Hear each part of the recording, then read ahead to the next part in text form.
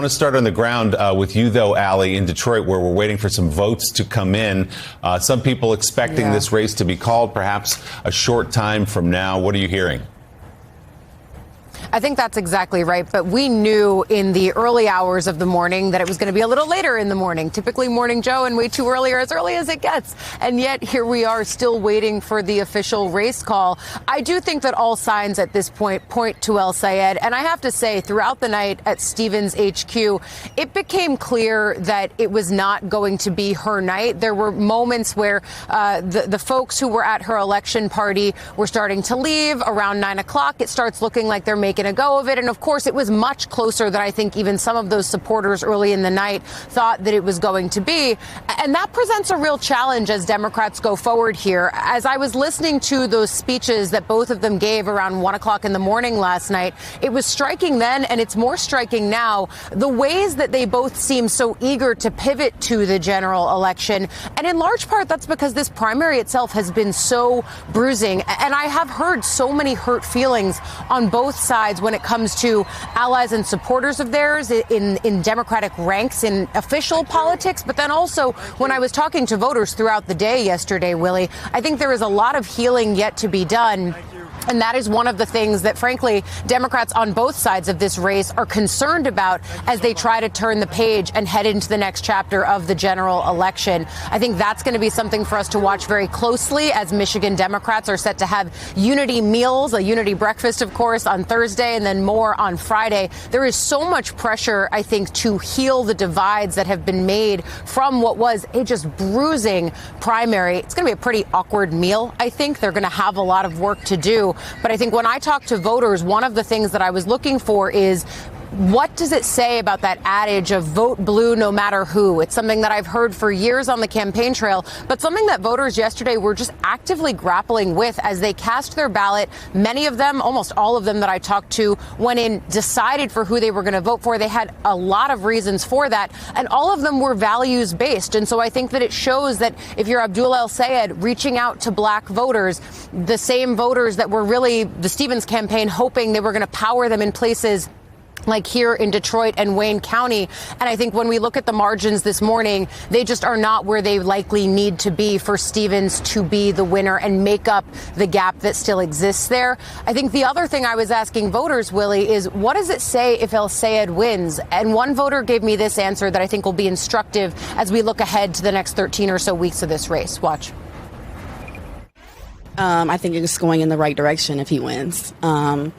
I think it's where we need to go, especially with Trump on his way out of office. We need to get the people who matter in the office, who's going to make the right decisions for our country. There are some people who say, well, Abdul is not as electable in November. What do you say to them? That's BS.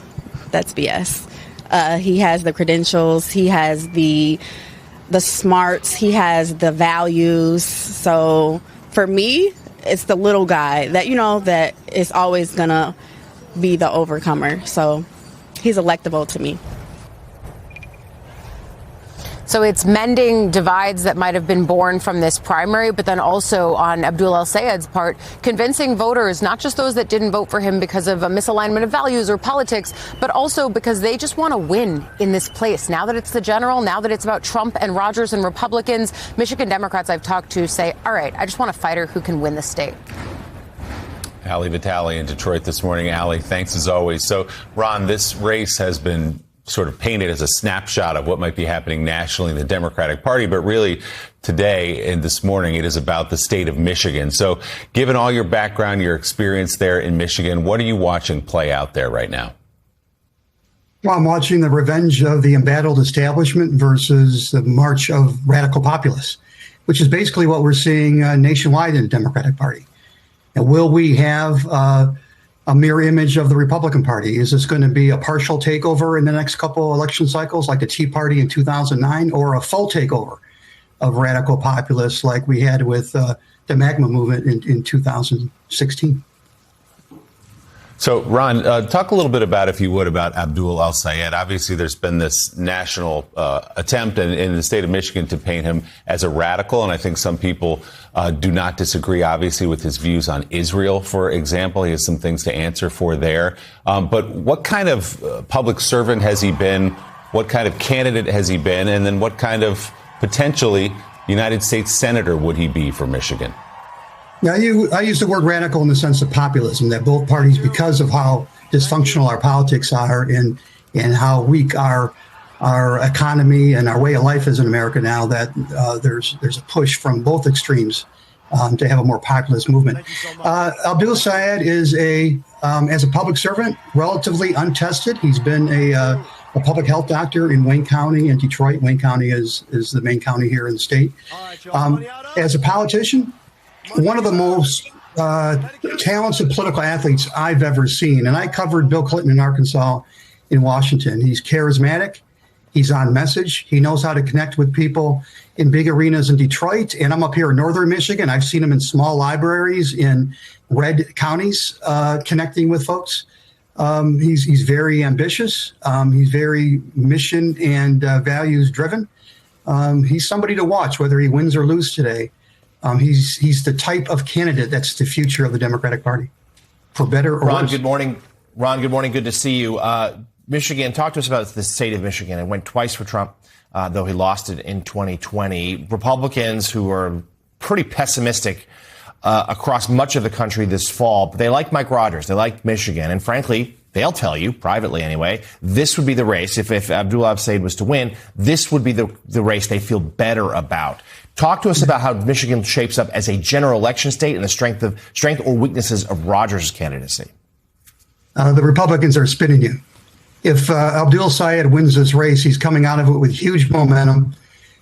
He's got all the headwinds or the wind to his back because of how poorly President Trump has delivered for the people of the state of Michigan. He promised to bring down inflation on day one. He promised to have no more forever wars. He promised to fight for us and not fill his own pockets. And now here we are with an election. And Mike Rogers, for as moderate as he was years ago in a different time, and as for as credible of a record as he has, and for as formidable of a candidate as he can be, he's tied to President Trump. And that is not a good place to be in this election cycle anywhere in purple and blue states, but especially in a state like Michigan that puts so much in the basket of Donald Trump and has been disappointed. Yeah, Ron, it's Sam Stein here. First of all, it's great to talk to you. I do agree on the macro stuff that you're talking about. I know you're in the reporting and observation game, but for a second, put yourself in the strategist's headspace. Let's say El-Sayed does eke this out, and it looks sort of like he will. Obviously, there's some things he has to do, even with those good macro trends, to better position himself for the general. What would you suggest are the first steps he makes in that general election context? At first, I'm out of the journalism game. I appreciate that you still are. I am a consultant now, so I'm going to put on the hat that I wear all day now. Okay. First, he has to not change too much. Don't play this old game of running to the middle. He has a message that will resonate with the people of Michigan. I'm going to put money in your pocket. I'm going to take it out of politics, and I'm going to give you health care.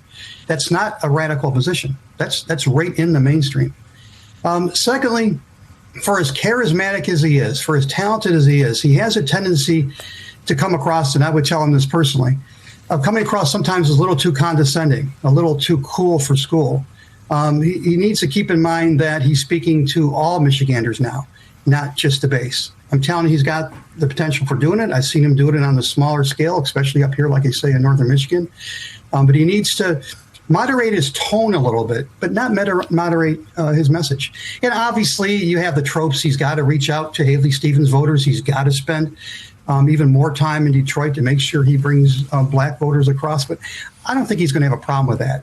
Again, independent voters and Democratic voters in the state are tired of Trumpism, tired of MAGAism, and they're dying to vote for anybody who's going to give them a different direction. Ron, I want to pick up on that. As John mentioned, the state of Michigan voted for Donald Trump twice in 2016. Then they kind of left him in 2020 to vote for Joe Biden, came back to him in 2024. You say they're fed up with MAGA-ism in the state of Michigan, but it still seems like the margins are pretty close. What is the feeling among, let's say, independents right now about Donald Trump and this administration? It's the same as it is around the country. They're sick of it. They're tired of Trump. The polls show you that. Now, Democrats can't get too heady about this because just 2 years ago, independents were for Donald Trump in this state, in a lot of states. A couple of years before that, they were for Democrats. Independents, a lot of voters are swinging back and forth because they're not happy with what they're getting from either one of these parties in the duopoly, and they're looking for something new. That's why 10 years ago, Donald Trump, a failed businessman and a reality TV star, looked like a good bet because he was different from the status quo. Abdul Sayed, a Muslim, a ultra progressive, somebody with not much of a public service record, is different. He's not for the status quo. He, like a lot of populists on the far left and the far right, are against, I'll put it this way. He shares a lot of attributes with MAGA voters and MAGA leaders, against the status quo, against the establishment, against anything that is holding us back this last 2 decades. And a critical seat for Democrats to hold on to if they have any hopes, obviously, of taking the Senate.